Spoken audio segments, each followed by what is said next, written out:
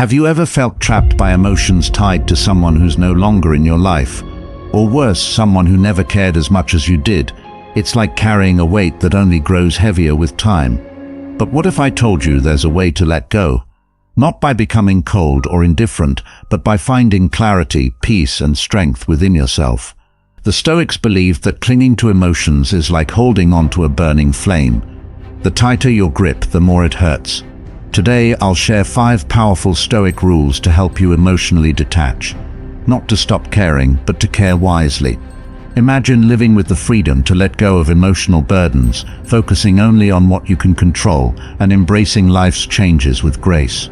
That's what this video is all about, and trust me, Rule 5 might completely change how you see relationships forever. If that resonates with you, stay with me until the end. You'll not only gain practical tools to handle life's emotional storms, but you'll also discover how to build an unshakable inner fortress of strength and resilience. Let's begin with the first rule of Stoicism, embracing impermanence. It's a simple truth we all know, but often resist. Everything in life is temporary. People come and go, situations change, and even the strongest relationships evolve. Marcus Aurelius, one of history's great Stoic philosophers, said, "Loss is nothing else but change, and change is nature's delight." Think about it. How often have you clung to something or someone, only to feel that the tighter you hold, the faster it slips away? It's like trying to grasp sand at the beach. The more we resist change, the more pain we create for ourselves. I remember a friendship I had for over a decade. We shared everything. Our dreams, our fears, even those late-night deep conversations. But as the years went by, things changed, our priorities shifted, and the emotional connection we once had started to fade. At first, I resisted it. I tried to rekindle what we had, reaching out more, making extra effort, but it felt like clinging to something that no longer fit. It wasn't until I embraced the impermanence of that relationship that I found peace. The friendship had served its purpose in that chapter of my life, and it was okay to let it go. This wasn't about giving up, it was about appreciating what we shared and recognizing that all relationships are transient. Here's a simple practice for you. Take a moment to reflect on one relationship or situation in your life that's changing. Instead of resisting it, write down 3 things you're grateful for about it, then write this: "I release this with peace, knowing it's part of life's natural flow." When we accept that nothing lasts forever, we free ourselves to fully experience the present.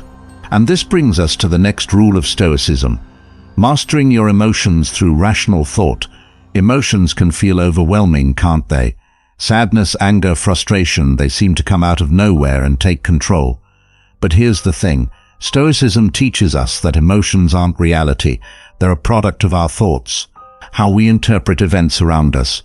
Imagine this. You send a heartfelt message to someone you care about. Hours pass and there's no response. What's your first thought?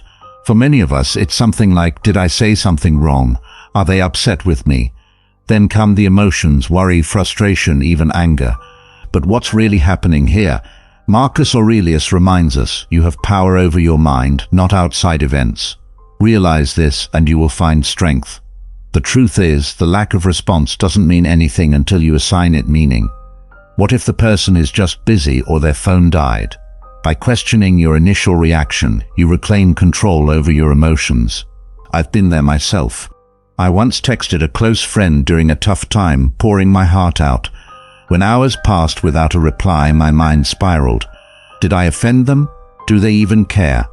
By the time the day ended, I had convinced myself the friendship was over. The next day, my friend called, completely unaware of my emotional storm. They'd just had a busy day.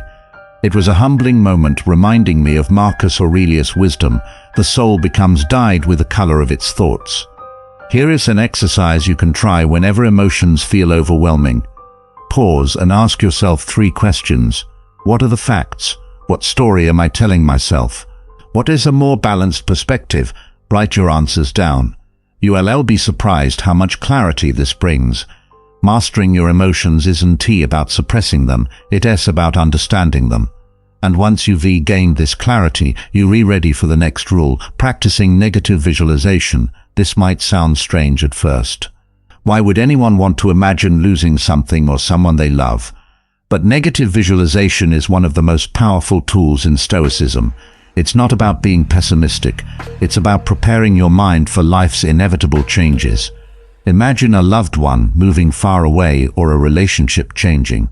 Picture your life without them, not to dwell on loss, but to appreciate their presence even more. As Seneca said, he robs present ills of their power who has perceived their coming beforehand. I remember when my best friend told me they were moving overseas. At first, the thought of losing their daily presence felt unbearable, but instead of resisting it, I embraced it. I imagined life without them, how I would adapt, and how I'd still cherish our friendship from afar. When the move finally happened, it wasn't easy, but I was prepared, and I appreciated every moment we spent together before they left. Here's your next practice. Each day, write down one thing you're grateful for. Then imagine life without it. This isn't about creating fear. It's about deepening your appreciation for the present. Negative visualization strengthens your resilience and reminds you to cherish what you have. And speaking of resilience, our next rule is all about focusing on what you can control. Now that we've embraced impermanence, mastered our emotions through rational thought, and practiced negative visualization, it's time for the fourth rule of Stoicism, focusing on what you can control. This is one of the most liberating principles of Stoicism, and for me, one of the most transformative. How much of your stress comes from trying to control things that are completely outside your influence? Whether it's someone's opinion of you, the outcome of a relationship, or even the weather. We often exhaust ourselves trying to manage the unmanageable. The Stoics remind us to focus on what's truly within our control. Our thoughts, actions, and responses. Everything else that's not up to us. As Epictetus put it, make the best use of what is in your power and take the rest as it happens. It's a simple yet powerful idea. I once found myself in a relationship where I was constantly overcompensating. I planned meaningful dates, wrote heartfelt messages, and tried to anticipate their needs. But no matter what I did, it felt like I was always chasing something just out of reach. Eventually, I realized I was pouring all my energy into something I couldn't control. The other person's feelings. What I could control was how I responded. I decided to focus on my own growth and self-worth, rather than constantly seeking validation from them. That shift was life-changing. Here's a simple exercise you can try. Draw a circle and divide it into two parts. On one side, write down what you can control, your thoughts, your actions, your effort. On the other side, list what you can't control, other people's opinions, outcomes, or external events. Anytime you feel overwhelmed, look at this circle and ask yourself, am I focusing on the right things? This practice helps you redirect your energy toward what truly matters, your own growth and peace of mind. The final rule is one of the most profound, reflecting on the bigger picture. When we're caught up in the emotions of a breakup, a conflict, or a loss, it's easy to lose perspective. The Stoics teach us to zoom out and see life's challenges for what they are, fleeting moments in the grand scheme of time. Marcus Aurelius often reflected on the impermanence of human troubles. He wrote, "Time is like a river of passing events, and strong is its current. No sooner is a thing brought to sight than it is swept by and another takes its place." This broader perspective helps us detach from immediate pain and see that life moves on. I'll never forget the pain of losing someone I deeply cared about. At the time, it felt like my world had stopped. But as I reflected, I realized something powerful. This person, though important, was just one chapter in my story. Their impact on my life was meaningful, but it didn't define me. By reflecting on the bigger picture, I began to see that life had so much more to offer. I wasn't trapped in that moment of loss. I could move forward carrying the lessons and memories without being weighed down by the pain. When you're feeling overwhelmed by a situation, ask yourself this. Will this matter in 5 years? Reflect on how previous challenges you thought were insurmountable eventually faded into the background. This perspective helps you see that even your current struggles are temporary. Remember, life is bigger than any one person, relationship, or event. When you take a step back, you'll find the strength to keep moving forward. So let's revisit the 5 rules. Embrace impermanence. Master your emotions through rational thought. Practice negative visualization. Focus on what you can control. Reflect on the bigger picture. Each of these principles builds on the others, creating a framework for emotional freedom. Stoicism isn't about shutting yourself off from the world. It's about engaging with life in a way that brings clarity, peace, and resilience. It's about building an inner fortress, strong, unshakable, and ready to face anything. If this video resonated with you, I'd love to hear your thoughts. Which of these rules are you excited to practice? Share your story in the comments. I might even feature it in a future video. And if you found this helpful, don't forget to like, subscribe, and share it with someone who might need a little Stoic wisdom today. Remember, life will always bring challenges, but with Stoicism as your guide, you can face them with strength and grace. Stay strong and stay Stoic.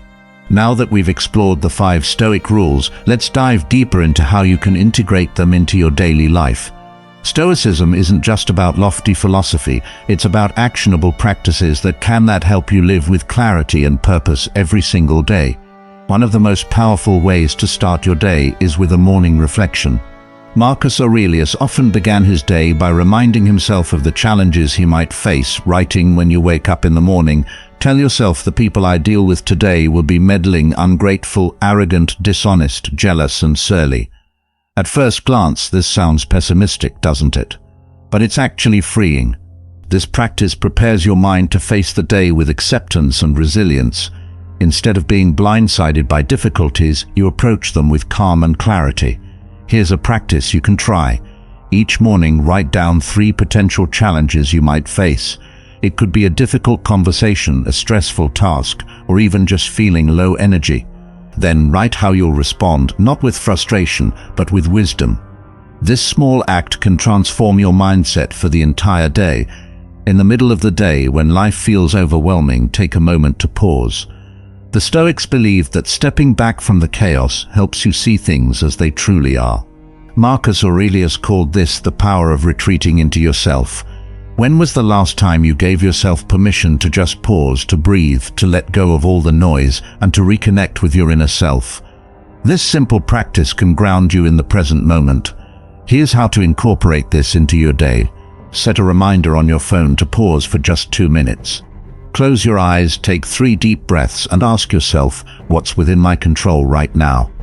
This tiny habit can completely reset your perspective. Stoics didn't just prepare for the day, they ended it with reflection. Seneca advised every night before going to sleep, we must ask ourselves, what weakness did I overcome today? What virtue did I acquire? This isn't about judging yourself, it's about growth. Reflection helps you see how far you've come and where you can improve. It's a practice of self-compassion and personal growth. Before bed, take 5 minutes to write down 2 things. First, what you did well today. Maybe it was staying calm during a stressful moment or showing kindness to someone.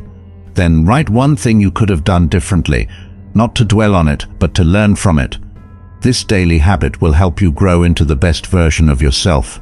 Let's talk about how to apply Stoicism to real-life challenges. Whether it's navigating a strained relationship, managing stress at work, or dealing with the emotional weight of life's transitions, these principles are your toolkit. When it comes to relationships, one of the hardest lessons is recognizing what's within your control. You can't make someone value you, love you, or treat you the way you deserve, but you can decide how you respond. In a difficult relationship, ask yourself, am I trying to control the other person? Uncontrollable. Letting go of that need for control frees you to focus on your own peace and well-being. Workplace stress is another area where Stoicism shines. Instead of fixating on the chaos around you, focus on what you can control: your effort, your attitude, and your response.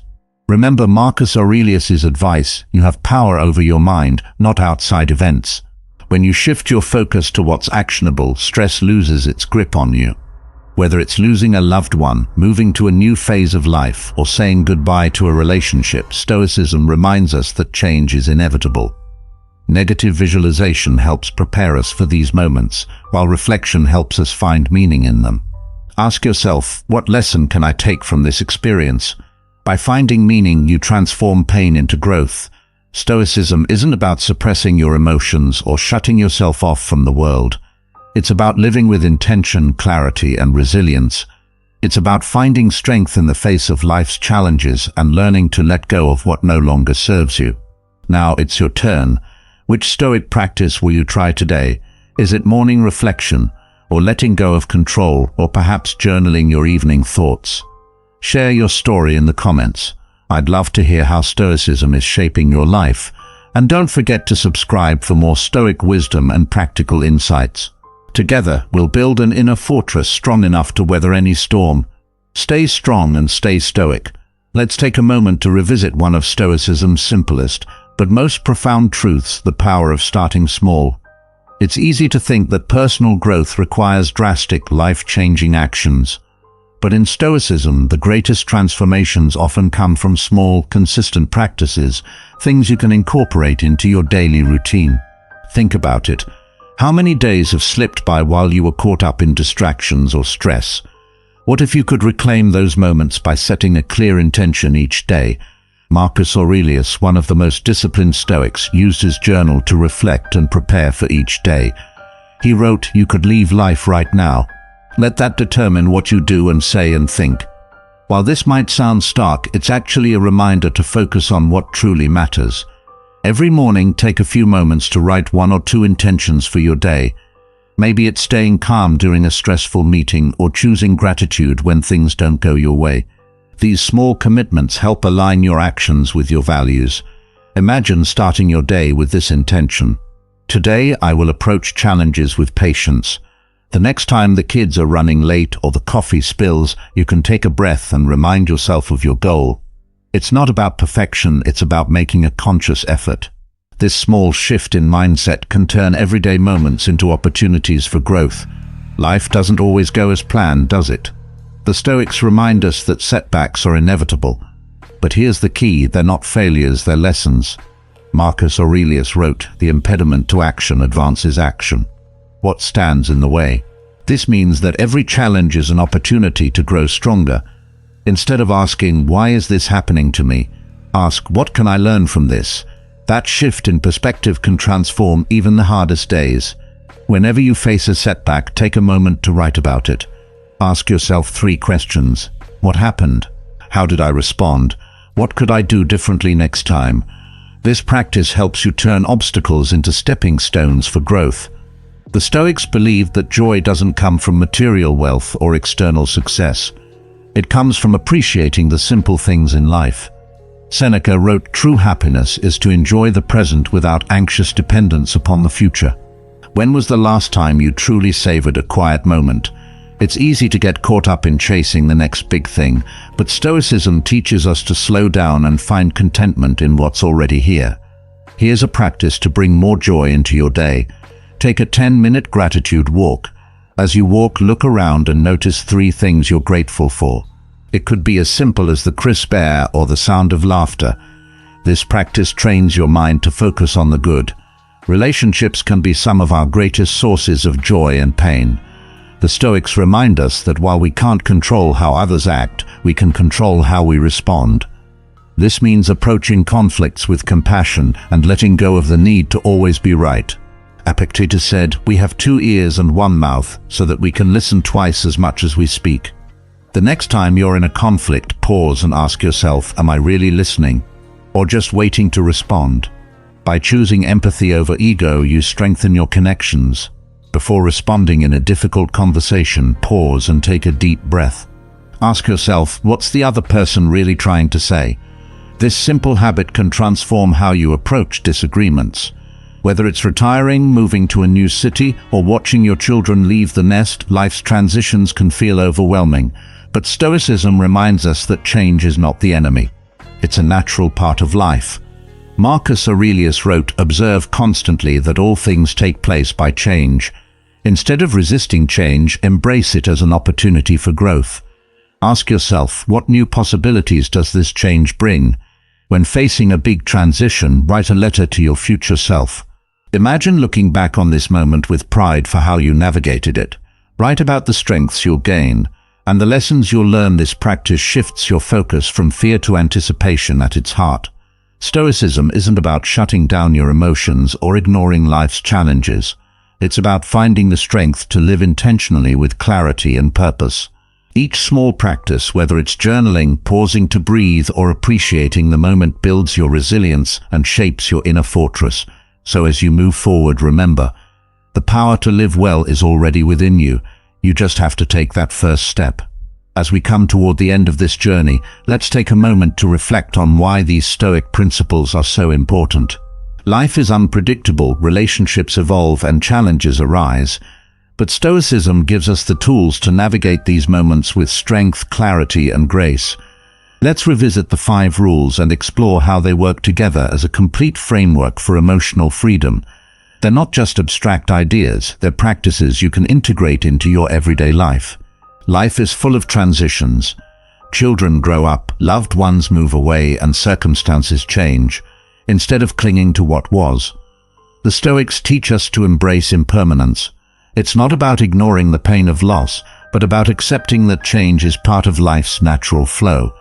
Remember, letting go doesn't mean you stop caring. It means you appreciate the present while understanding that nothing lasts forever. Every day, take a moment to reflect on something that has changed in your life. Instead of mourning what's gone, write down one thing you're grateful for about that experience. Gratitude transforms loss into appreciation. When emotions run high, it's easy to let them take control. But as Marcus Aurelius said, you have power over your mind, not outside events. Realize this, and you will find strength. This rule is all about reclaiming that power. When you feel overwhelmed, pause and ask yourself, what story am I telling myself? Are my thoughts fueling my emotions, or can I shift my perspective? By challenging your initial reaction, you create space for rational, empowered choices. Try this exercise. The next time you're upset, write down the facts of the situation. Then, beside them, write the assumptions or interpretations you've made. This simple act of separating fact from emotion can help you see things more clearly. Negative visualization isn't about dwelling on loss. It's about mentally preparing yourself for life's inevitable changes.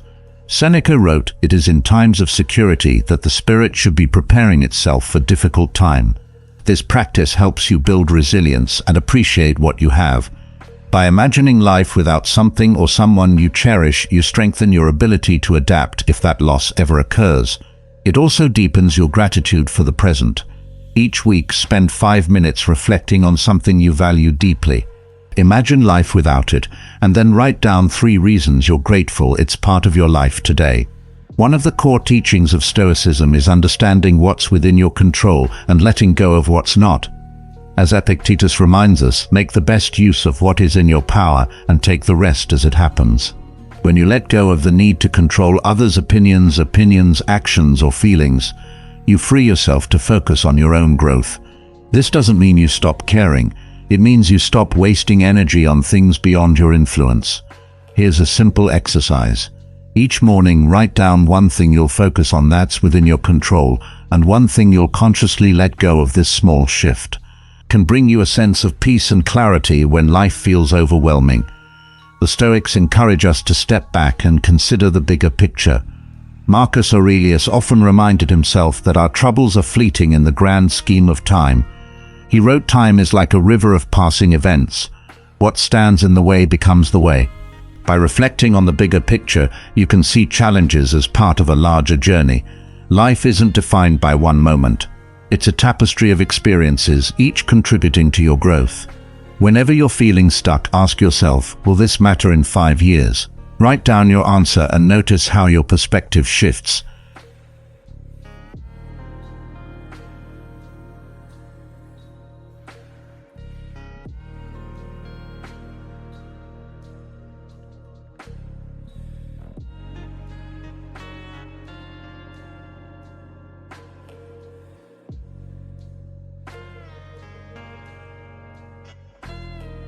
So which rule resonated with you the most?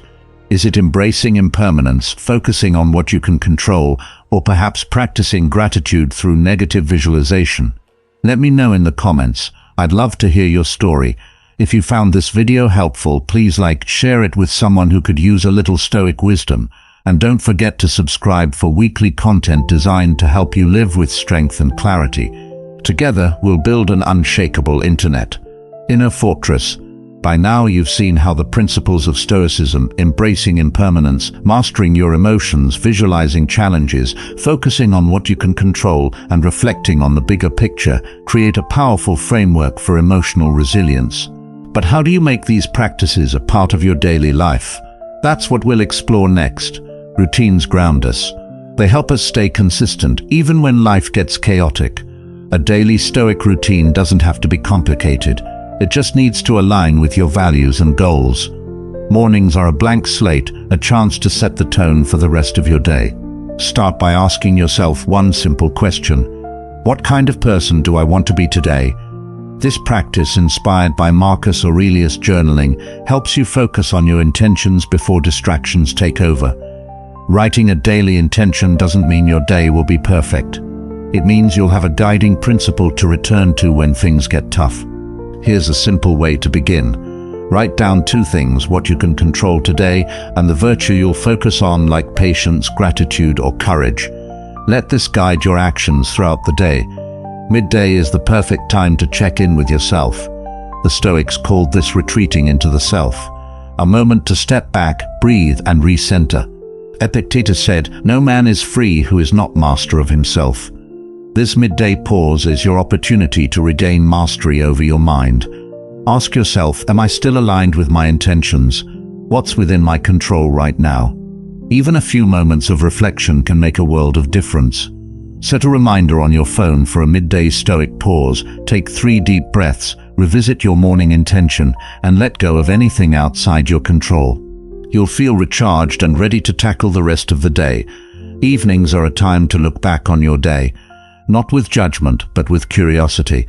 The Stoics believed that reflection is the key to growth. Seneca suggested asking yourself, what weakness did I overcome today? What virtue did I practice? Reflection helps you notice your progress and identify areas for improvement. It's not about being perfect. It's about being intentional. Spend just 5 minutes each evening answering these 2 questions. What did I do well today, and what can I improve tomorrow? Over time, you'll see how these small reflections add up to big changes. Of course, Stoicism isn't just about calm mornings or reflective evenings. It's about how you handle life's challenges. Whether you're dealing with a difficult relationship, workplace stress, or a major life transition, these principles can guide you. In relationships, one of the hardest lessons is letting go of control. You can't dictate how others feel or act, but you can choose your response. Epictetus reminds us it's not what happens to you, but how you react to it that matters. Before jumping to conclusions or reacting out of frustration, pause, ask yourself, what's within my control in this moment? Often the answer is simply how you choose to communicate with patience and compassion. The next time you're in a conflict, try this pause, take a deep breath and truly listen before responding. This small act can transform how you approach disagreements. In the workplace, stress and criticism are inevitable, but Stoicism teaches us to focus on what we can control: our effort, our attitude, and our willingness to grow. Marcus Aurelius said, "If it is not right, do not do it.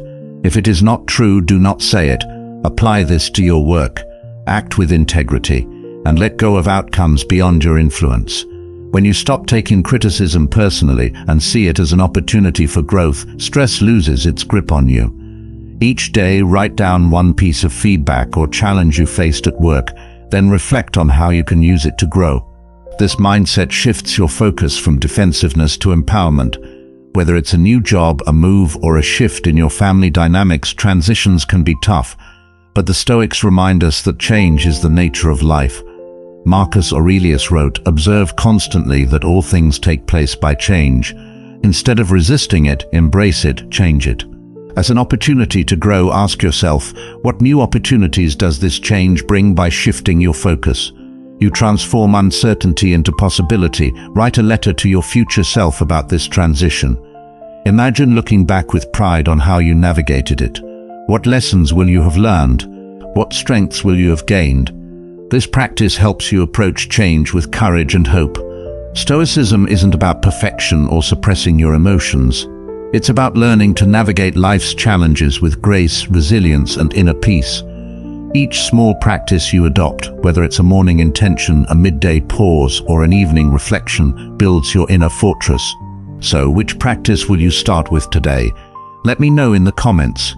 I'd love to hear how Stoicism is helping you build strength and clarity in your life.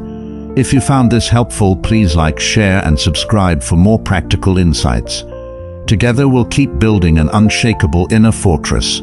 Stay strong and stay stoic. Every time doubt creeps in, remind yourself of it. You're becoming stronger, more resilient every day. And let's stay connected on this journey, because the layers only get deeper from here.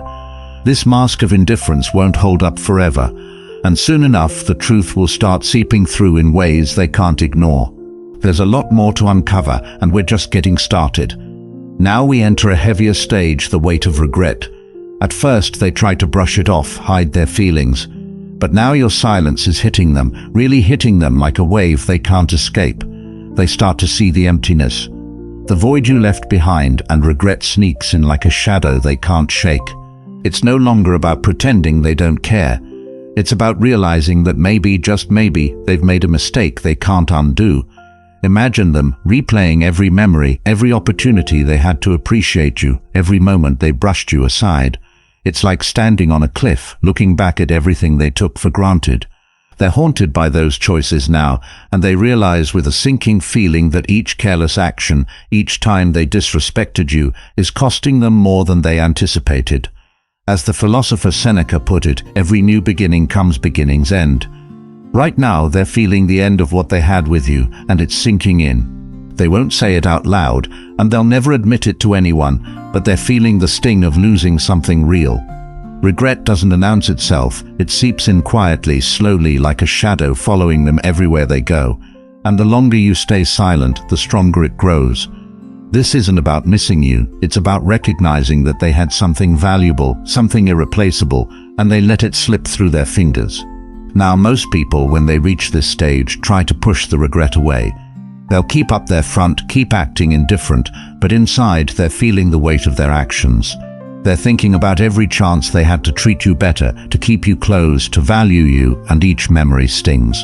They're wrestling with their pride, their guilt, the realization that they've lost control, and that loss is more painful than they imagined.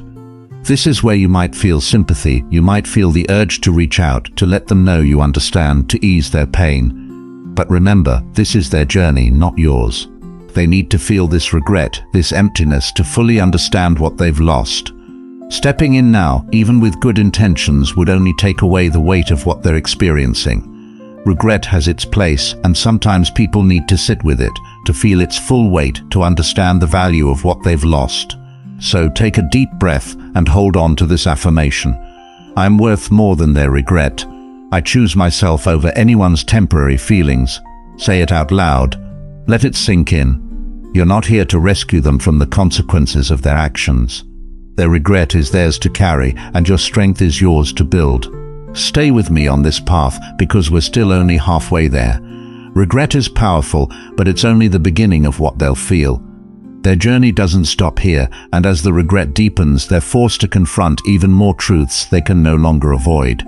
Hold tight, because there's still so much more to come, and the journey is far from over. And if you're still here, if you've felt these words resonate with your own experience, take a moment to let me know where you're at on this journey. Have you taken that leap into silence? Or are you still holding on, wrestling with doubts? Drop a keep it up in the comments if you're staying strong, because this journey is just as much about building yourself as it is about them realizing what they've lost. Stay tuned, because we're not done yet. The next phase is about facing the masks, the substitutes, and what happens when they try to fill the void you left behind. There's more to uncover, so let's keep going. Alright, let's keep moving deeper into this journey. So now they're feeling that weight of regret. But instead of facing it, instead of really sitting with that discomfort, they might try a shortcut. And what do? They start looking for someone new. They're hoping to fill the gap you left, to replace that presence with a quick fix. This stage can be hard for you to witness, especially if they're flaunting it, making it seem like they've moved on effortlessly, as if you were just another chapter they can flip through. But don't let it fool you. This isn't about moving on, it's about escaping. Imagine it like putting a bandage over a wound that runs deep. They're not healing, they're covering it up, hoping a new connection will numb the ache. They're looking for a distraction, for something, anything that makes them forget. But that's all it is, a distraction. The presence of someone else can't replace the presence they lost with you, and deep down they know it. They're using this person as a mask to avoid facing their own feelings. hoping that if they stay busy, if they keep moving, the emptiness you left won't catch up with them. This attempt to replace you is more of a coping mechanism than a real connection. They're trying to convince themselves, and maybe even you, that they're fine, that they're happy, that they've moved on. But real connection isn't something you can swap out like an accessory. It's not about finding someone new just to fill a void. When we lose something meaningful, our first instinct is often to find a substitute, something that fills the space without requiring us to change to grow. But it's like trying to fit a puzzle piece that doesn't belong. It might look all right from a distance, but up close they can feel the emptiness it's covering up. They might go out more, post on social media, and show off their new connections as if they're living their best life. But remember, this isn't about you. It's about their inability to sit with their own discomfort. They're hiding behind this show, hoping to convince themselves that they've moved past you. But it's just that, a show. And the deeper truth, you can't replace something real with something temporary. They're putting up a front, hoping to shield themselves from the sting of regret, but inside they're struggling with the emptiness that new faces and temporary distractions can't cure. Seeing this, you might start questioning your own worth. You might wonder if you meant anything at all, if it's that easy for them to replace you. But remember, this isn't a reflection of you. It's a reflection of their fear. They're afraid of facing the void you left behind. They're afraid of the silence. So instead of confronting it, they run to someone new, hoping that person can fill a space that only you once occupied. If you need an affirmation, keep this one close. I am irreplaceable. My value cannot be duplicated or substituted. Say it with conviction every time doubt tries to creep in. This journey is about uncovering the truth, and right now their actions are revealing that they're not ready to face it. Some people would rather cover their pain with a temporary fix than confront the real loss. They'll hide behind someone new, hoping the emptiness will fade, but it never truly does. And if they don't come to this realization on their own, then you'll know deep down they were never capable of valuing you fully in the first place. So you hold on to that affirmation. You remind yourself that their actions don't define your worth. If they're running to someone new, let that be their journey, their coping mechanism, their distraction. Because the truth of a real connection, it can't be swapped out. And every time they try, every time they look to someone else to fill the gap, they're reminded of what they lost. It's like trying to cover a wound without letting it heal, and no matter how much they try to ignore it, the ache of that emptiness will follow them. As the philosopher Elaine de Botton once put it, people only get truly interesting when they start to rattle the bars of their cages. But instead of breaking free from the cage of their own denial, they're staying inside it, hoping that a new face will distract them from the truth. They're avoiding the discomfort, refusing to see the value of what they lost. And that's their journey to take, not yours. Now we're moving to a new phase, the unraveling. This is when things start to break down for them and reality begins to set in. At first, they thought they could keep going as if nothing changed. But without the stability you provided, without the constant reassurance of your presence, their world starts to crack. You see, you weren't just someone who showed up. You were their anchor, their constant, the foundation they unknowingly leaned on. And now that foundation is gone and the cracks are beginning to show.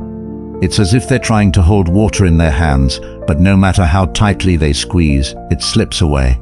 At this point, they may feel like they're holding things together, but beneath the surface there's no water. It's all coming undone, and the distractions they use to fill the void, they're starting to feel empty, meaningless. They're realizing that the world they created without you isn't as solid as they once thought.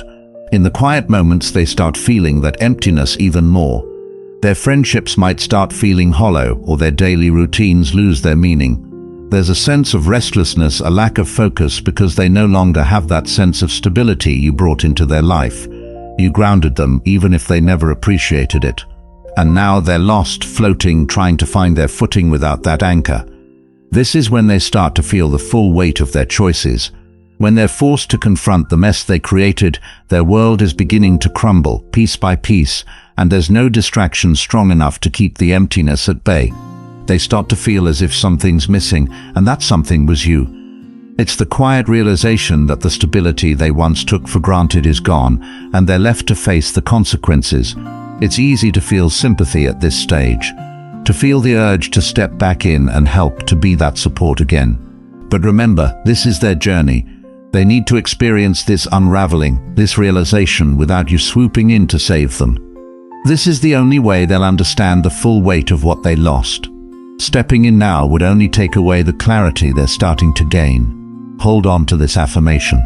I am the stability they lost, but my strength is my own. Remind yourself of this whenever you feel the urge to help them, to ease their pain. They need to face this journey alone to experience the reality of their actions without the safety net you once provided. This is your time to grow, to stand tall, to become stronger than ever.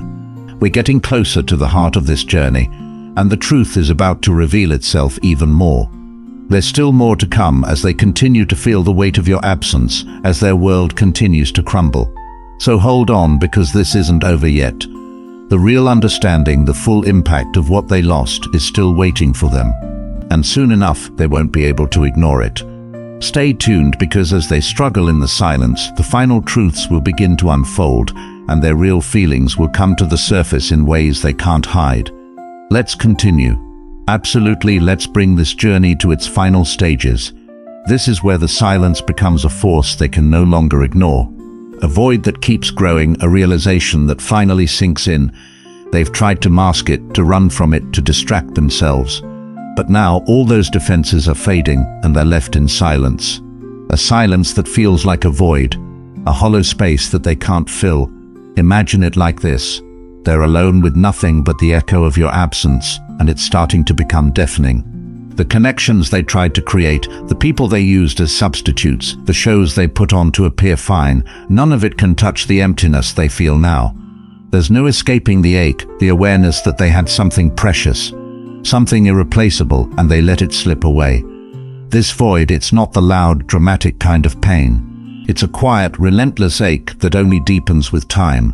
It's a reminder every single day of what they lost. At first they thought they could just push past it, that it would fade. But now each day without you brings them closer to a truth they can't ignore. They're struggling in a space where your presence once was. No matter where they turn, they're met with a sense of emptiness, a reminder of what they threw away. Picture them lying awake at night, staring at the ceiling, with no messages lighting up their phone, no comforting reminder of your care. It's in these quiet moments, these still pauses, where they feel it the most. It's when they're alone, stripped of all the distractions, that the ache of your absence grows strongest. They might try to cover it up, keep busy, but this silence is everywhere, following them around. A constant reminder of what they let slip through their fingers. And here's where you might feel tempted to reach out, to ask if they're all right, to ease their pain just a bit. But remember, this silence is their journey, not yours. They need to feel this void fully to understand the weight of their choices without you stepping in. Saving them from this silence would only take away the lesson that they need to learn. If they truly cared, if they truly valued you, this silence is going to resonate with them. It's going to dig deep, stirring up feelings they tried to bury, feelings they can no longer ignore. If there was love there, real love, this void will push them to face it. They'll start to realize they lost something they can't find in anyone else. But if they don't care, if they can make it through this silence unaffected, then that clarity, that understanding is a gift to you. It shows you that they were never as invested as you were, and that freedom will allow you to move forward with full confidence. Hold on to this affirmation. My silence speaks of my strength and worth. Say it every time you feel tempted to reach out, to fill that void for them. Your silence isn't a weakness. It's a powerful choice. A decision to respect yourself enough to step back and let them face the reality of what they created. Now we're approaching the end, the breaking point. After all the masks, all the distractions, all the attempts to fill the void, they've arrived at a moment where they can no longer ignore the truth. They face a choice.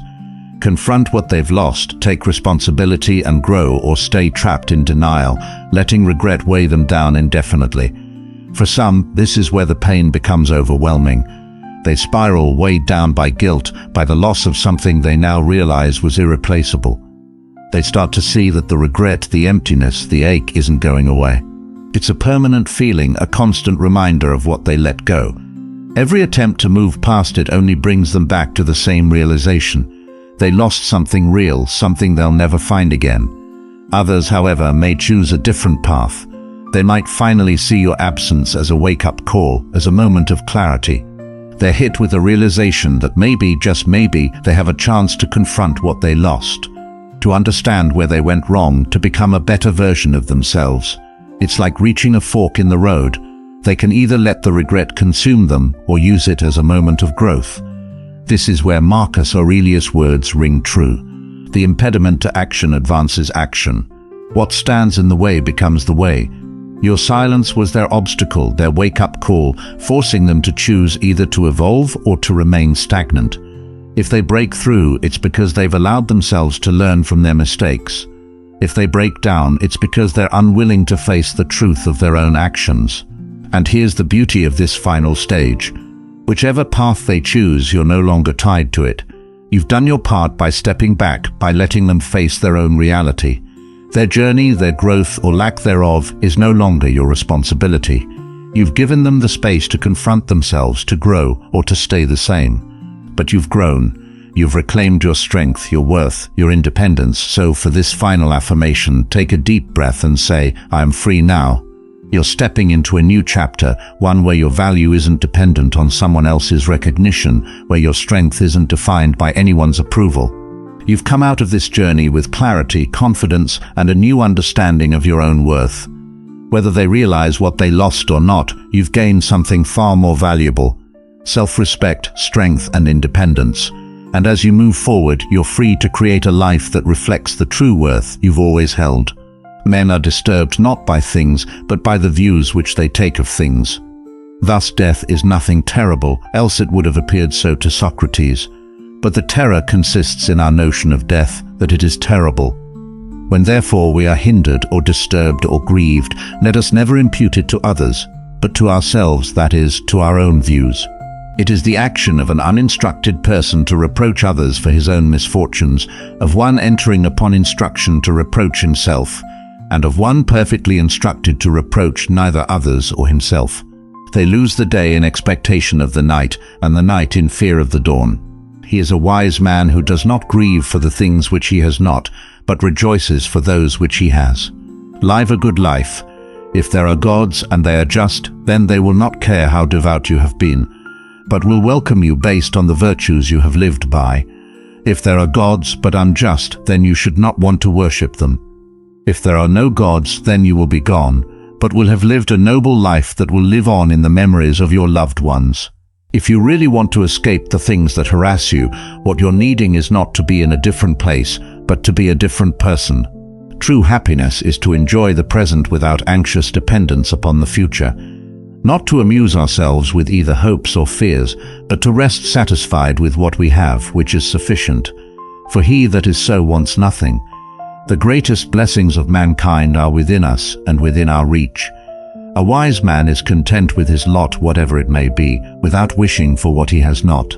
For what prevents us from saying that the happy life is to have a mind that is free, lofty, fearless, and steadfast, a mind that is placed beyond the reach of fear, beyond the reach of desire, that counts virtue the only good, baseness the only evil, and all else but a worthless mass of things which come and go without increasing or diminishing the highest good, and neither subtracting any part from the happy life, nor add any part to it. A man thus grounded must, whether he wills or not, necessarily be attended by constant cheerfulness, and a joy that is deep and issues from deep within, since he finds delight in his own resources, and desires no joys greater than his inner joys. When someone wrongs you, ask yourself what made him do it. Once you understand his concept of good and evil, you'll feel sorry for him and cease to either be amazed or angry. If his concept is similar to yours, then you will be bound to forgive him, since you would have acted as he did in similar circumstances. But if you do not share his ideas of good and evil, then you should find it easier to overlook the wrongs of someone who is confused and in a moral muddle. Wealth consists not in having great possessions, but in having few wants. Don't explain your philosophy, embody it. First say to yourself what you would be, and then do what you have to do. Any person capable of angering you becomes your master. He can anger you only when you permit yourself to be disturbed by him. Circumstances don't make the man, they only reveal him to himself. Don't seek to have events happen as you wish. Learn but wish them to happen as they do happen, and all will be well with you. God has entrusted me with myself. No man is free who is not master of himself. A man should live so that his happiness shall depend as little as possible on external things. Know you not that a good man does nothing for appearance sake, but for the sake of having done right? If you live in harmony with nature, you will never be poor. If you live according to what others think, you will never be rich. All cruelty springs from weakness. Nothing, to my way of thinking, is a better proof of a well-ordered mind than a man's ability to stop just where he is and pass some time in his own company. A gift consists not in what is done or given, but in the intention of the giver or doer. You act like mortals in all that you fear, and like immortals in all that you desire. If a man knows not to which port he sails, no wind is favorable. You live as if you were destined to live forever. No thought of your frailty ever enters your head. Of how much time has already gone by, you take no heed. You squander time as if you drew from a full and abundant supply, though all the while that day which you bestow on some person or thing is perhaps your last. The soul becomes dyed with the color of its thoughts. How much time he gains who does not look to see what his neighbor says or does or thinks, but only at what he does himself to make it just and holy. Begin each day by telling yourself, I shall be met with interference, ingratitude, insolence, disloyalty, ill will, and selfishness. All of them due to the offender's ignorance of what is good or evil. But for my part, I have long perceived the nature of good and its nobility, the nature of evil and its meanness, and also the nature of the culprit himself, who is my brother. Not in the physical sense, but as a fellow creature similarly endowed with reason and a share of the divine. Therefore, none of those things can injure me, for nobody can implicate me in what is degrading, neither can I be angry with my brother or fall foul of him. For he and I were born to work together, like a man's 2 hands, feet or eyelids, or the upper and lower rows of his teeth. To obstruct each other is against nature's law, and what is irritation or aversion but a form of obstruction? If anyone tells you that a certain person speaks ill of you, do not make excuses about what is said of you, but answer, he was ignorant of my other faults, else he would not have mentioned these alone. It seems to often do more harm than good to live in resentment and disdain for the world around us. The world we find ourselves in, its past and present, its people, and the rise and fall of its cultures and practices are all the way they are. They are not the way we personally want them to be. When we resist the reality of the world around us and instead project onto it our expectation about how the world should be, we are often met with a certain level of internal resistance. Resistance that can cause us to suffer, and the greater the distance between reality and our expectation, the greater the resistance. The world is what it is. It is not what we expect it to be. Learn to accept life. Learn to love fate and all but it brings. This is the Stoic principle of amor fati, to love fate.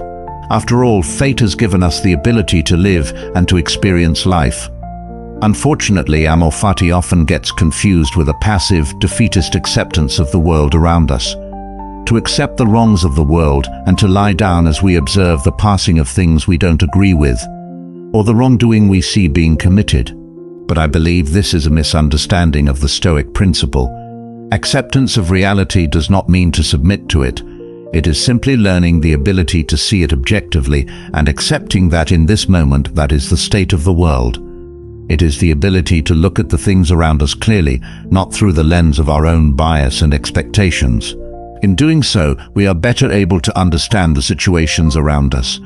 The reality of the situations we find ourselves in, unblinded by the lens of our own bias and expectations.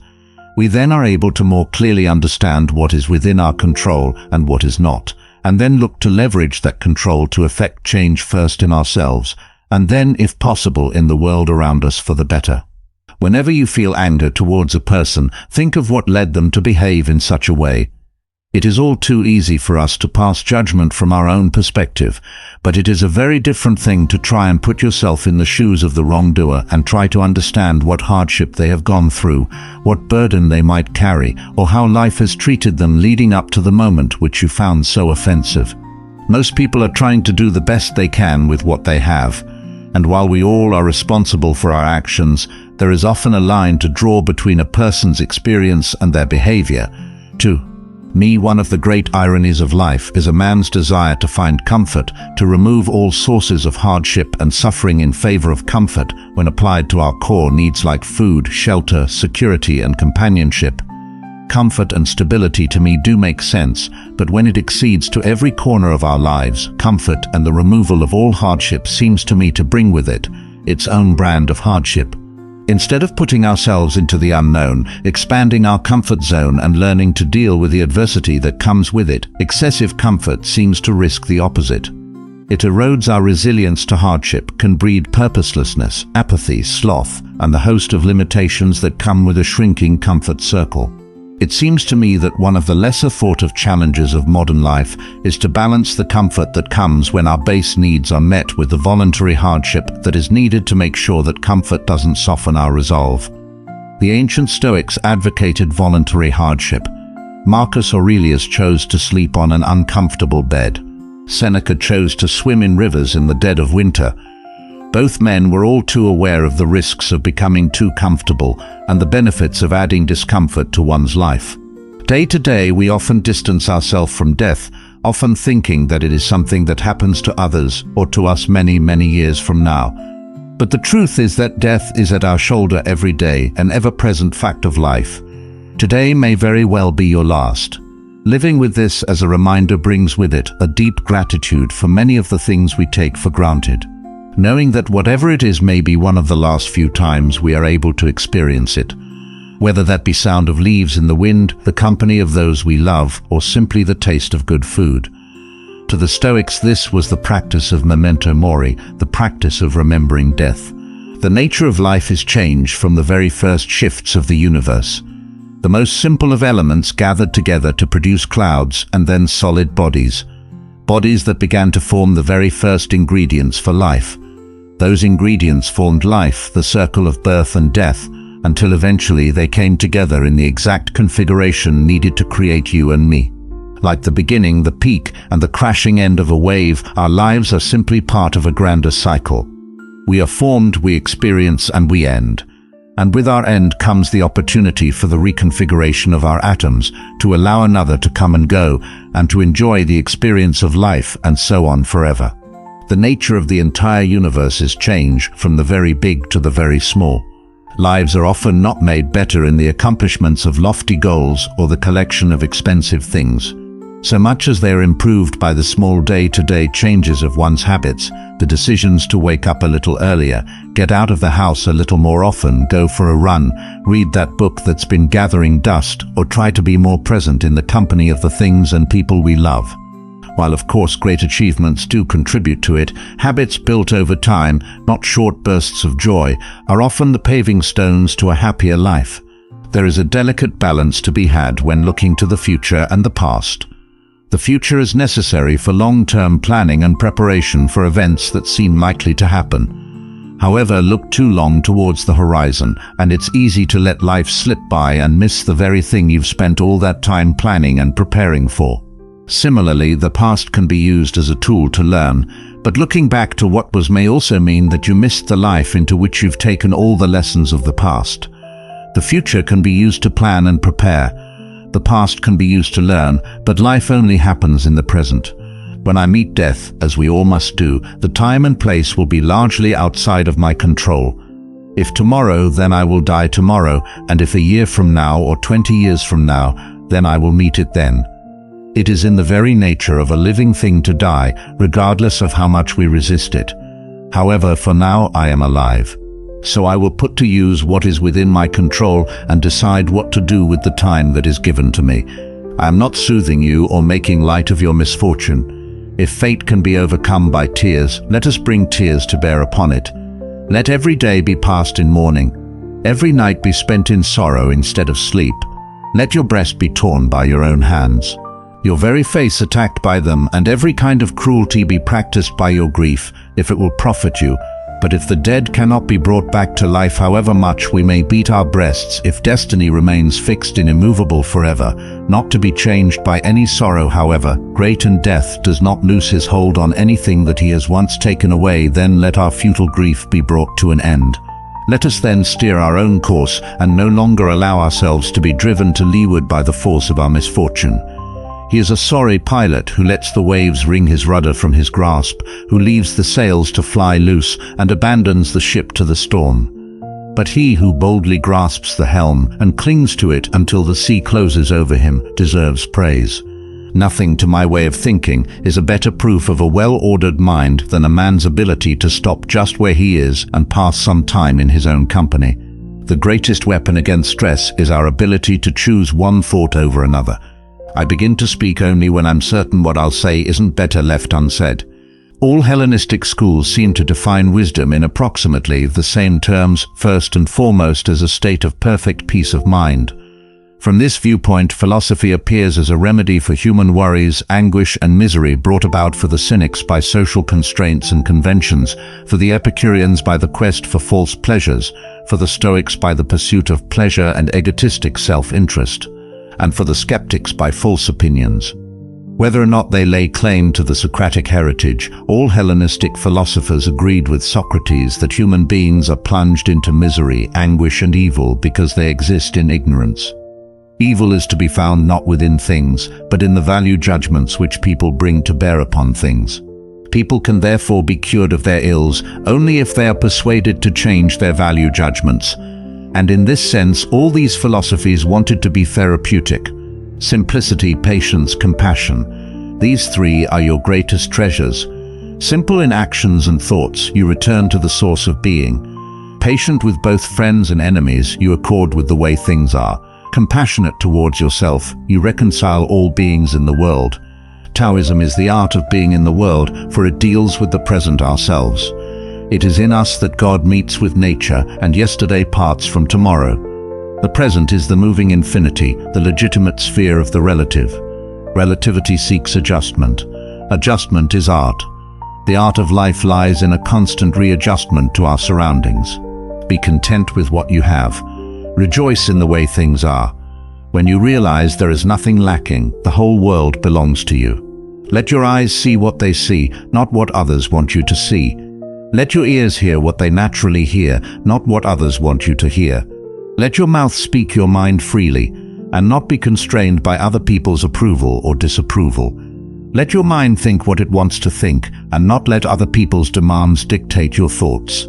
If your senses and your mind are not allowed to do what they want to do naturally, you are denying them their rights. When you cannot think, sense, feel, or act freely, then your body and mind are injured. Break these oppressions and you will cultivate life. Be careful what you water your dreams with. Water them with worry and fear, and you will produce weeds that choke the life from your dreams. Water them with optimism and solutions, and you will cultivate success. Always be on the lookout for ways to turn a problem into an opportunity for success. Always be on the lookout for ways to nurture your dream. Strength should always be complemented by softness. If you resist too much, you will break. Thus, the strong person knows when to use strength and when to yield. And good fortune and disaster depend on whether you know how and when to yield. Those who do not know how to suffer are the worst off.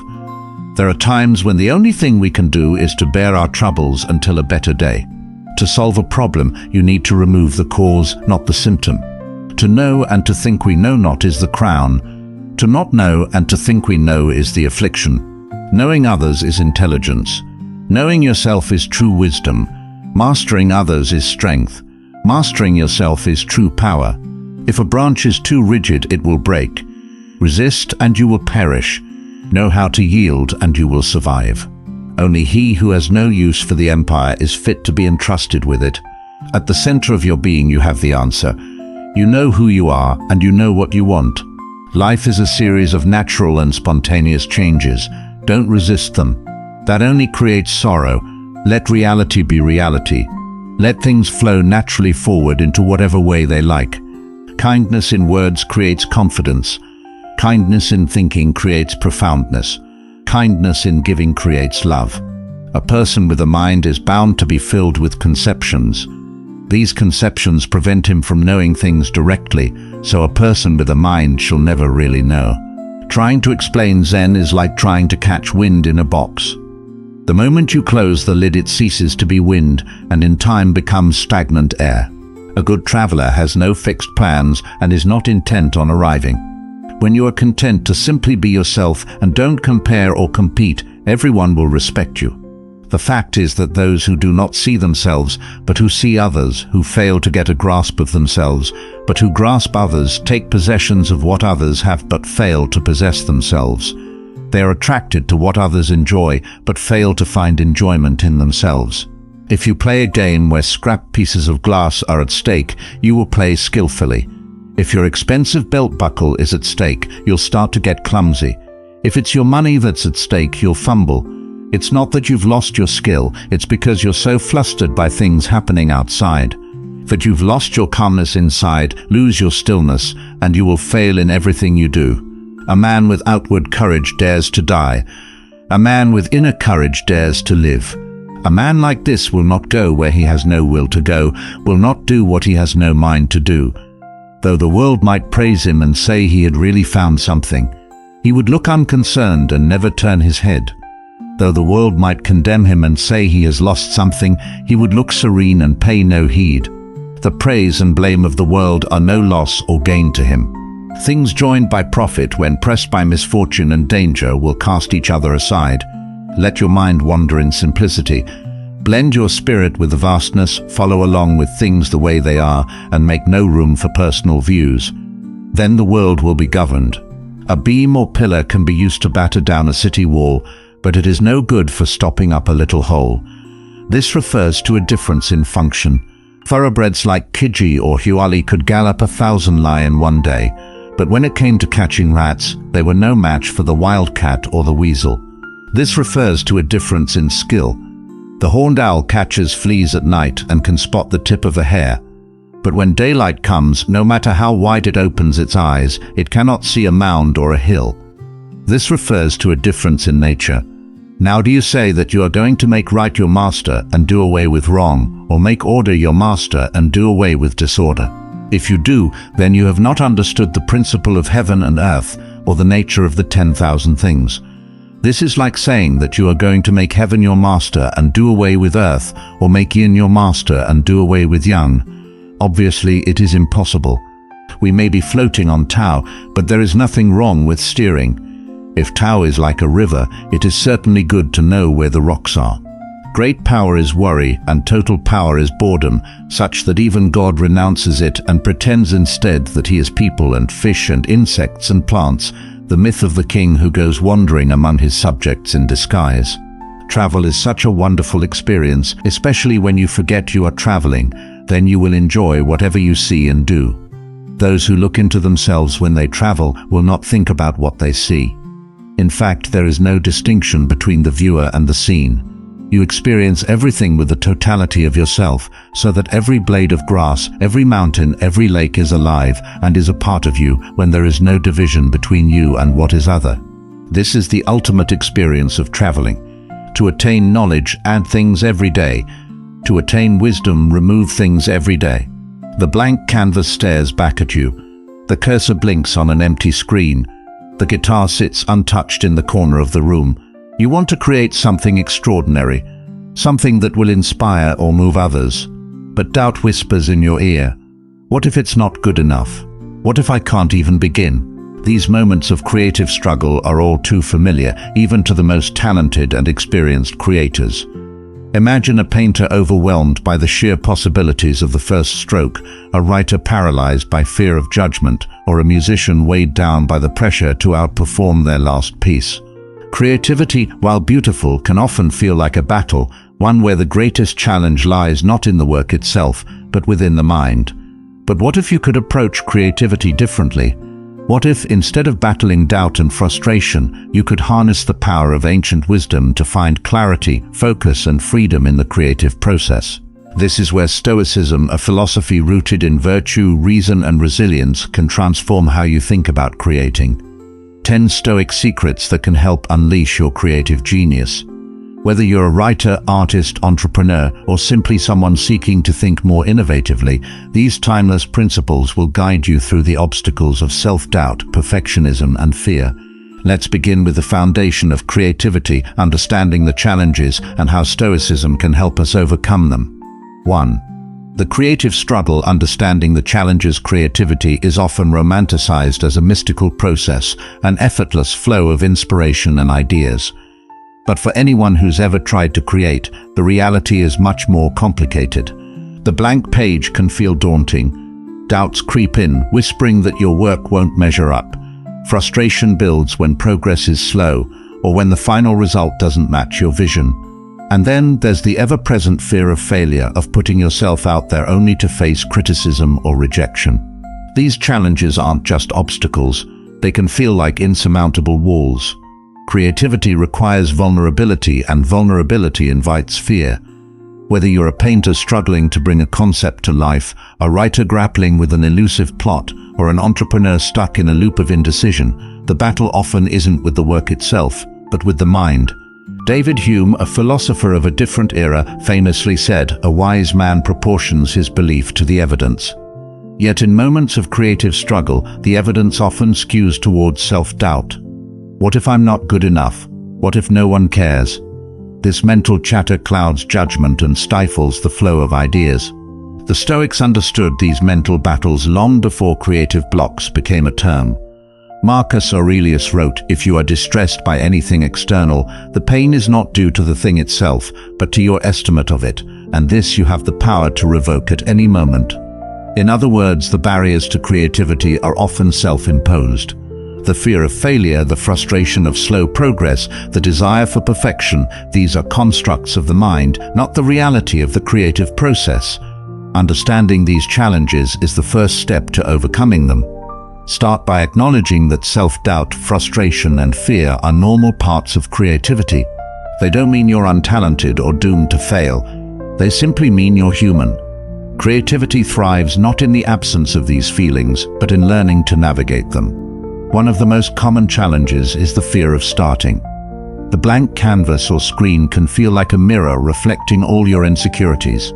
To combat this, adopt the Stoic principle of focusing on what you can control. You can't guarantee that your work will be a masterpiece, but you can control the act of beginning. Marcus Aurelius advised, "Do every act of your life as though it were the last act of your life.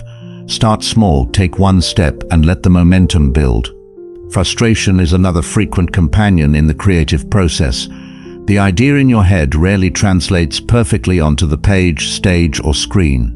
Instead of resisting this frustration, embrace it as part of the journey. Seneca wrote, "Difficulties strengthen the mind as labor does the body." Frustration isn't a sign of failure. It's proof that you're pushing yourself and striving for something greater. Fear of failure often looms largest. It's the voice that says, "Don't bother. It's not worth the risk." But the Stoics teach that failure isn't something to avoid. It's a necessary step on the path to mastery. Epictetus said, "He who is not thrown by setbacks will endure, but he who fears them is already defeated." Embrace the possibility of failure as a learning experience. Every misstep teaches you something valuable and brings you closer to success. Lastly, remember that creative struggles aren't unique to you. Every artist, writer, and creator has faced doubt, frustration, and fear. What separates those who succeed from those who give up is resilience, the ability to keep going despite the challenges. Creativity isn't about perfection, it's about persistence. Ask yourself, what's holding me back right now?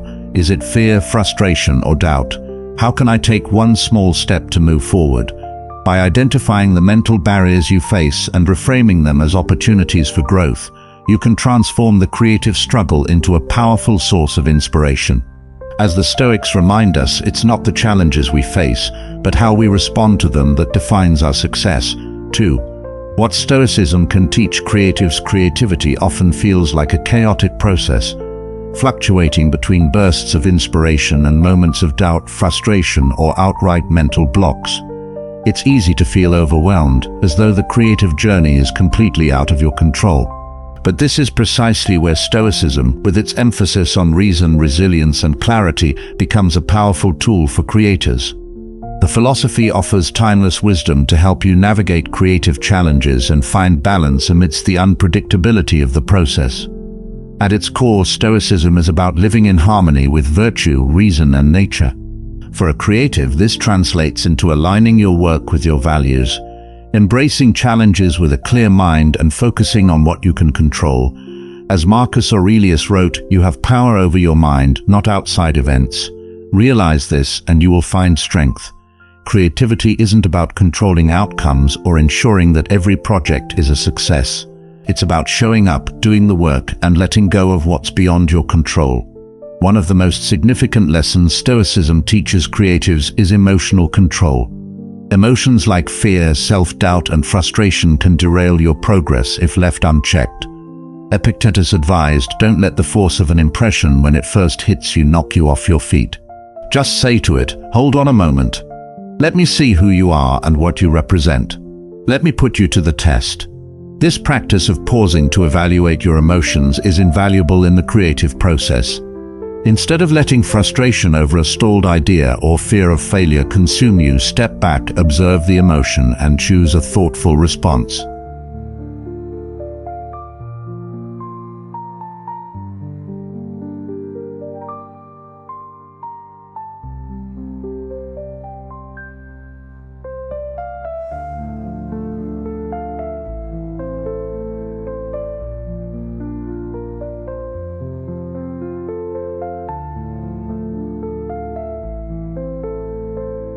By directing your energy toward these controllable aspects, you free yourself from the anxiety of external validation and concentrate on what truly matters, the process.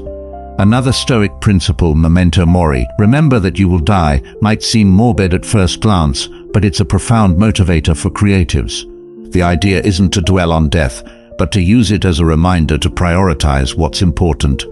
Marcus Aurelius reflected, you could leave life right now. Let that determine what you do and say and think. For creators, this means making the most of your time and using your talents to produce meaningful work rather than procrastinating or getting bogged down by perfectionism. Resilience, a cornerstone of Stoicism, is equally essential for creatives. The path of creativity is rarely smooth. There will be rejections, failures, and moments when inspiration feels out of reach. Seneca's words remind us, a gem cannot be polished without friction, nor a man perfected without trials. Every setback you encounter is an opportunity to grow stronger and refine your craft. Instead of fearing failure, embrace it as a necessary step on the journey to mastery. Finally, Stoicism teaches the value of presence and mindfulness. Creativity thrives when you're fully immersed in the moment, free from distractions and mental clutter. The Stoics believed in focusing on the task at hand with undivided attention. Marcus Aurelius wrote, concentrate every minute like a Roman on doing what's in front of you with precise and genuine seriousness, tenderly, willingly, with justice, and on freeing yourself from all other distractions. This principle encourages you to approach your creative work with intention and discipline, allowing ideas to flow naturally. Ask yourself, how can I apply Stoic principles to my creative process? What emotions or external factors am I allowing to distract me from my work? By incorporating Stoic wisdom into your approach to creativity, you'll find greater clarity, resilience, and focus. Creativity isn't about controlling everything. It's about mastering yourself and the process. When you align with these principles, you unlock the potential to create with purpose, passion, and freedom. 3.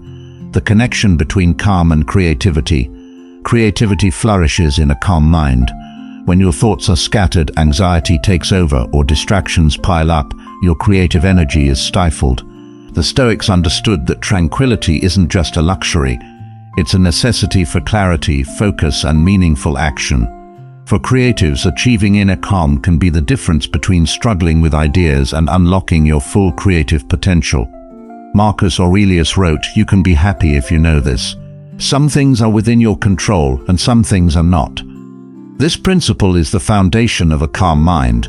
When you stop wasting energy on things you can't control, like the opinions of others, external pressures, or even fleeting emotions, you free yourself to focus on what truly matters, your craft. Why is calmness so essential for creativity? When your mind is calm, you're able to see ideas more clearly, make connections between them, and explore possibilities without the interference of stress or self-doubt. Anxiety, on the other hand, narrows your focus, causing you to fixate on fears or perceived limitations rather than solutions or opportunities. One of the most effective Stoic tools for cultivating calm is mindfulness, the practice of being fully present in the moment. Creativity thrives when you're immersed in the process, whether you're sketching a design, brainstorming ideas, or refining a piece of writing. Seneca said, "He who is everywhere is nowhere." By focusing on the task at hand and letting go of distractions, you allow your mind to enter a state of flow where ideas come naturally and effortlessly. Another Stoic practice that promotes calm is reframing challenges. When faced with a creative block or frustrating setback, it's easy to let stress take over. Instead, apply the Stoic principle of amor fati, loving what happens. This doesn't mean you have to enjoy difficulties, but you can accept them as part of the process. Marcus Aurelius advised, "The impediment to action advances action. What stands in the way becomes the way." A creative block, for example, isn't the end of the road. It's an opportunity to explore a new approach or dig deeper into your work. Reducing external distractions is also key to fostering calm and creativity. In today's world, constant notifications, deadlines, and noise compete for your attention. Create a space for your creativity that minimizes these distractions. A quiet room, a designated time free from interruptions, or even a simple ritual to signal that it's time to focus. This intentional separation from chaos allows your mind to settle and your ideas to flourish. Meditation is another tool that aligns with Stoic teachings and benefits creatives. Epictetus said, "Keep your attention focused entirely on what is truly your own concern, and be clear that what belongs to others is their business and none of yours." These are inevitable parts of the creative journey, yet they often hold people back from sharing their work or taking risks. The Stoics remind us that we can't control others' judgments, only our response to them. Seneca wrote, "You have been put in charge of yourself. No one can harm you without your consent." Criticism isn't a reflection of your worth. It's simply someone else's perspective. Use it as a tool for growth and let go of the rest. The need to control outcomes is another obstacle in the creative process. The Stoics. You might have a clear vision of how a project should turn out, only to feel frustrated when the result doesn't match your expectations. The Stoic principle of amor fati, or love of fate, teaches us to embrace outcomes, whether they align with our plans or not. Marcus Aurelius advised, "Receive without pride, let go without attachment." Creativity is an unpredictable process, and often unexpected results lead to new insights or directions. By accepting what unfolds, you remain open to possibility and innovation. Practical strategies can help you apply this principle. Start by identifying what's within your control in your creative process. For example, you can control your effort, your consistency, and your willingness to learn. Focus on these aspects and let go of the rest. If you're working on a project, remind yourself that the outcome isn't entirely in your hands. What you can control is the quality of your input. Another approach is to develop a mantra or affirmation that reinforces this mindset. Repeat phrases like, "I focus on what I can do today," or "I release what's beyond my control." These reminders can ground you when doubts or frustrations arise. Visualization is also a powerful tool. Imagine yourself completing a project with full effort regardless of the result. Picture how you'll feel knowing you gave it your best. Even if the reception isn't as you hoped, this practice helps you detach from the outcome and focus on the joy of creating. Finally, celebrate progress over perfection. Every small step you take, whether it's drafting a new idea, experimenting with a technique, or finishing a project, is a victory. By shifting your focus from the final product to the process itself, you create with greater freedom and satisfaction. Ask yourself, am I clinging to factors I can't control, or am I focusing on what's within my power? How can I let go of the need for validation and outcomes? The Stoics remind us that acceptance isn't about giving up. It's about redirecting your energy to where it matters most. By embracing this principle, you can navigate the creative process with resilience, clarity, and a sense of peace. 5. Cultivating resilience through Stoic philosophy. Resilience is the backbone of creativity, whether it's bouncing back from rejection, persevering through creative blocks, or finding the strength to keep going after a failure. Resilience allows you to face challenges without losing your momentum. David Goggins calls resilience the ability to stay in the fight, while the Stoics see it as the practice of enduring hardship with grace and strength. For creatives, cultivating resilience is about seeing every setback as an opportunity to grow stronger. Creative pursuits are often riddled with obstacles: a manuscript rejected by publishers, an art piece that doesn't resonate, or a performance met with criticism. These moments can feel deeply personal, even discouraging. But as Marcus Aurelius reminds us, you have power over your mind, not outside events. Realize this and you will find strength. The Stoics teach that while we can't control external circumstances, we can control how we respond to them. Resilience begins with this mindset shift. The first step to cultivating resilience is reframing failure. In the Stoic view, failure is not an end, it's feedback. Epictetus said, "Difficulties are things that show a person what they are." Every rejection, every creative block, every misstep is a chance to learn something new about your craft or yourself. When you stop seeing failure as a verdict on your talent and start seeing it as a teacher, you strip it of its power to discourage you. Another critical element of resilience is persistence. Creative success rarely comes quickly. It's often the result of years of consistent effort. Seneca wrote, "To bear trials with a calm mind robs misfortune of its strength and burden." Resilience doesn't mean you won't feel frustration or doubt. It means you don't let those feelings stop you. Show up every day, even when it feels difficult, and trust that your effort will pay off over time. Stoicism also emphasizes the importance of preparing for adversity. The practice of premeditatio malorum, or premeditation of evils, involves imagining potential challenges and visualizing how you'll handle them.